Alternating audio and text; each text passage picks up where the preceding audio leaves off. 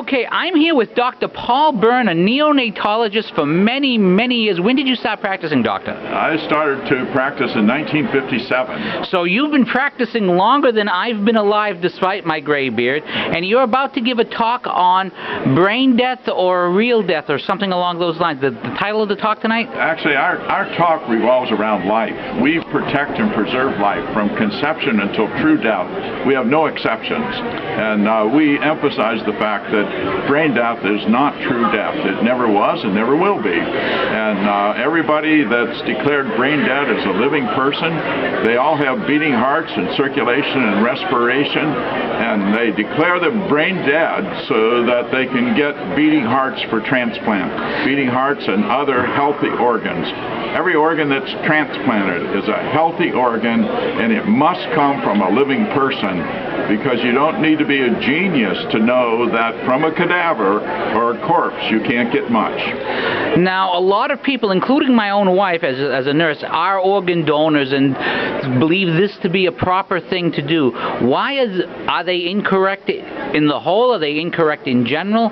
Where are they off? I don't know about whole in general. All I know is that there is no way to get an organ for transplantation unless it's a healthy organ. And every time an organ is taken for transplantation, it's taken from somebody who has a beating heart, circulation, and respiration.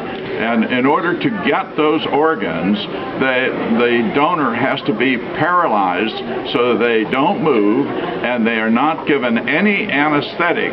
So when they're paralyzed and they're cut on without an anesthetic, still they respond by an increase in heart rate and blood pressure. That wouldn't happen to a corpse. That's always a living person.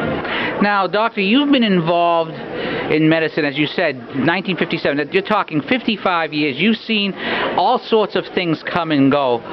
One thing that I don't understand in all of this is, if the call for a doctor is to preserve life, why would you end life for one to bring it to another? Why would you? You don't get much more direct than that. And this will be the subject of your talk tonight. Absolutely. We say the truth. Actually, just so you know about me, I'm a neonatologist, and I'm one of the pioneers in the field of neonatology.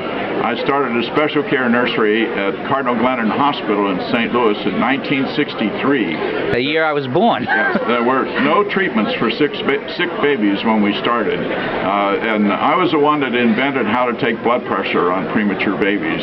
Invented many other things too, how to give them nutrition in the vein. We identified the need for giving them copper and zinc and magnesium and other things. Those things are known throughout medicine now, and but we started before any of that was known. So now this is something that I'm wondering.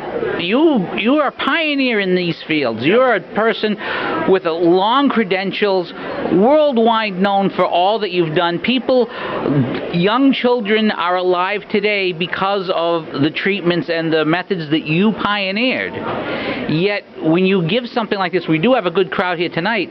Why isn't the medical field giving this more credibility or more? Well, the medical field does give, what I say, a lot of credibility. It's in medical journals, not just by me, but by many doctors. There are many, many people saying that brain death is not true death, and so it doesn't come from just me. And so why isn't what I say allowed to be given to the public? Because if the public realizes that there are killing people to get organs, then people are not going to sign up to be an organ donor. And that seems to be the explanation. Well, doctor, thank you very much for giving me some time before your speech. Yes.